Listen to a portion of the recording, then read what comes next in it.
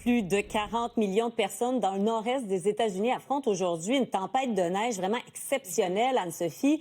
Il y a plusieurs grandes villes paralysées, notamment, et non la moindre, New York. C'est assez spécial de voir des images de Times Square ce matin où il n'y a aucun véhicule, aucun piéton, parce que depuis hier soir, en fait, à partir de 21h, le maire de New York avait décrété l'état d'urgence pour qu'il y ait de plus en plus de ressources qui viennent sur place. Mais ce que ça a fait, c'est que depuis de 21h, en fait, jusqu'à midi, il n'y avait tout simplement aucun véhicule qui pouvait circuler sur les routes, là, à moins d'une situation urgente. Alors vraiment, la ville qui est un peu déserte, comme vous le voyez sur ces images. En après-midi, il y a des gens qui ont commencé à revenir là, à New York. Il y avait des gens qui faisaient des bonhommes de neige, mais disons qu'une bonne partie de la journée, c'était très tranquille. Donc oui, 40 millions de personnes en tout qui sont touchées par ces conditions de blizzard. Par endroits, 60 cm de neige qui sont tombés. Même à certains endroits, c'est encore plus, mais on n'a pas encore les bilans finaux. Alors, à New York, vraiment, on parle d'une situation d'urgence, comme a expliqué le maire. Écoutons.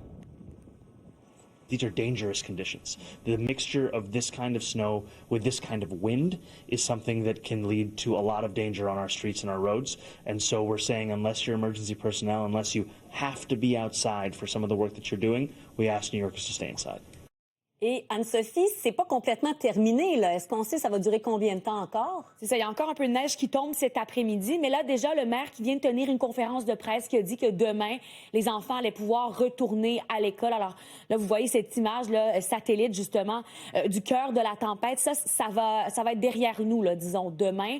Alors, ça va être un peu plus simple. Mais il faut dire quand même qu'aujourd'hui, il y en a plusieurs qui ont profité parce que c'est rare de voir autant de neige dans ces États du Nord-Est. Et à New York, à Central Park, vous allez le voir, des gens qui ont sorti les patins et qui en ont profité.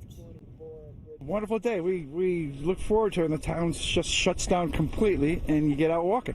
I'm going Nordic skiing or cross-country skiing.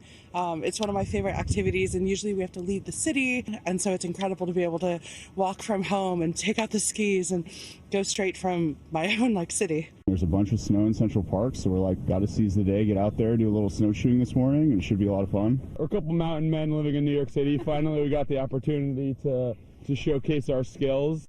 Les gens qui profitent à Central Park, on parle de 40 cm de neige. Wow. Ça va prendre beaucoup, beaucoup de jours à ramasser toute cette neige-là. Mais déjà, comme je le disais, dès demain, là, ça va se calmer dans la mégapole. Les skieurs dans Central Park. Merci beaucoup, Anne-Sophie. Au plaisir.